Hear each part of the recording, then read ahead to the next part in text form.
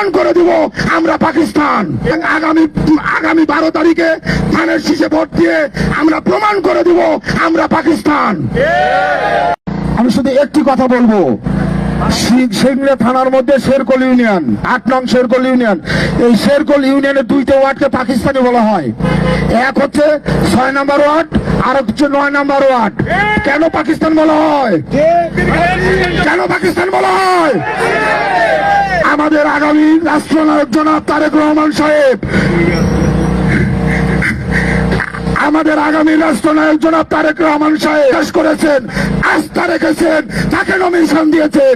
কত সঠিক না ভুল বললাম? সুতরাং আমাদের চিহ্ন, আমি বিএনপি করি আর প্রমাণ ধানের শীষ। সুতরাং আগামী 12 তারিখে ধানের শীষে ভোট দিয়ে আমরা প্রমাণ করে দিব আমরা পাকিস্তান। আমরা বারবার বিএনপিকে ভোট দিয়ে জয়যুক্ত করেছি, এটা আমরা প্রমাণ করে ছাড়বো ইনশাল্লাহ।